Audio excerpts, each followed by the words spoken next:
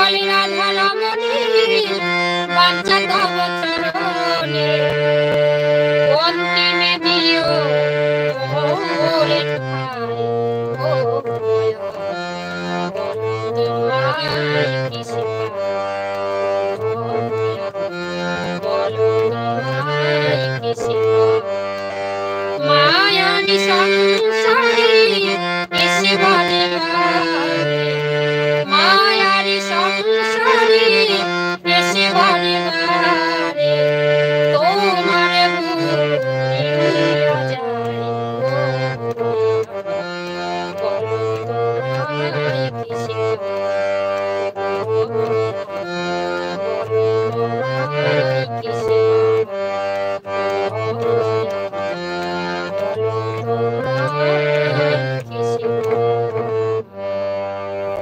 হরে কৃষ্ণ। সত্যি সবাইকে পেয়ে আমি খুব খুশি হয়েছি। আপনারা প্রত্যেকদিন এইভাবে আমাকে হেল্প করুন, এভাবে যেন আমরা এগিয়ে যেতে পারি। কৃষ্ণ কথা হরি কথাকে আস্বাদন যতটুকু পারবো আমি কৃষ্ণ নামটা নিয়ে হরি নামটা নিয়ে আমরা যেন এগোতে পারি।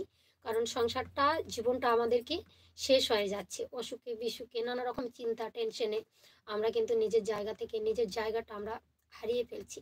নিজের যে আমাদের যে ভারসাম্য আমরা সেটা হারিয়ে ফেলছি। জীবন থেকে অনেক কিছু হারাতে হচ্ছে। কারো কারো সন্তান, বাবা মা থাকছে, সন্তান চলে যাচ্ছে কোল থেকে। তাহলে এত কিছু করবার পরে আমাদেরকে জানতে হবে মৃত্যুটা আমাদের অবশ্যম্ভাবী। প্রত্যেকটা মুহূর্ত আমাদেরকে নামের মধ্যে দিয়ে থাকতে হবে। কারণ আমরা যত কিছু করি ভগবান তো বলেছেন মুখে হাতে করো কাজ মুখে বলো নাম তবে পূর্ণ হবে মনস্কাম। তাহলে আবার পৃথিবী সে ঘরে বসেই পাবে তুমি প্রয়াগ তীর্থধাম।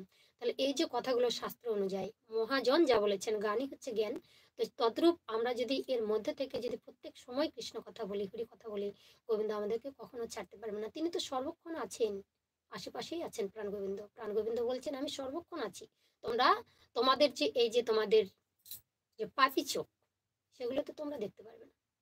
তোমাদের কাছে যদি সেই দিব্য দৃষ্টি থাকতো তাহলে সর্বক্ষণ তোমরা আমাকে অনুভব করতে পারতে, তোমরা আমাকে দেখতে পারতে। তোমরা যদি আমি যদি তোমাদের পাশে সর্বক্ষণ না থাকি তোমরা কবেই বিনাশ হয়ে যেতে। যা কিছু করছো তাহলে কেন বিবেকটা জাগ্রত হচ্ছে যে আমি সেই বিবেকটা আমি জাগ্রত করে দেই সর্বদাই সবাইকে। আজকে আছি, আজকে নাম করে নিই, যতই ভাবছি পরে করব পরে করব, আপনি কালকে পর্যন্ত ভাসবেন কিনা সেটার কে গ্যারান্টি দেবে? আমি আজকে কথা বলছি কালকে তো নাও বলতে পারি। আজকে কৃষ্ণ নামটাই যেন সারা জীবনের মতো যদি আমাদের আজ রাত্রেবেলা ঘুমিয়েছি সেই যদি করার যদি সুযোগটাই হারিয়ে ফেলি। এই দুর্লভ মানব জন্ম পেয়ে পশুকুল কীটপতঙ্গ গাছপালা কত মাছ ইত্যাদি ইত্যাদি হওয়ার পরে এই মানব জন্মটা পেয়েছি। কেউ কথা বলতে পারে না একমাত্র মানুষ ছাড়া।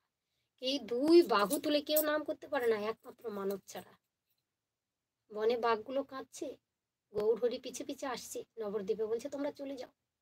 দুই বাহু তো আমরা তুলতে পারি না প্রভু, আমরা দুই বাহু তুলে নাম করতে পারি না। তুমি তো মানুষ, তুমি পারো। পৃথিবীর বুকে কত মানুষ আছে তারা হিংস্র পশুর মতো আচরণ করছে। আর হিংস্র পশুরা কেঁদে কেঁদে বলছে হে দয়াময় আমি মরে গেলে আর মানব কুলে জন্ম দিও না। আমরা তো হিংস্র পশু, আমরা কামনা বাসনা করি পরের জন্মে যদি মানব হতে পারি তাহলে তোমার নাম করতে পারবো।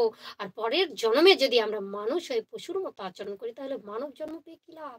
এখান থেকেই তুমি মুক্তি করে দাও,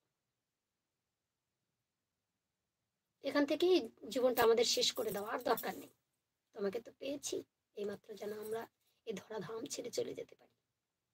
আর মানুষ কি বলছে? মূর্খ মানব জাতি সকলের কাছ থেকে আয়ু ভিক্ষা করছে। তোমাদের পরম আয়ুগুলো আমাদেরকে দাও, আমরা কিছুদিন আরো বাঁচি, সুখ শান্তিটা ভোগ করি। এই পৃথিবীতে কি আছে গো এত সুখ? প্রত্যেকটা মানুষ যারা অট্টালিকায় বসে আছে তাদেরকেও জিজ্ঞেস করুন, তারা বলবে না, মান সম্মানের ভয়তে বলে না।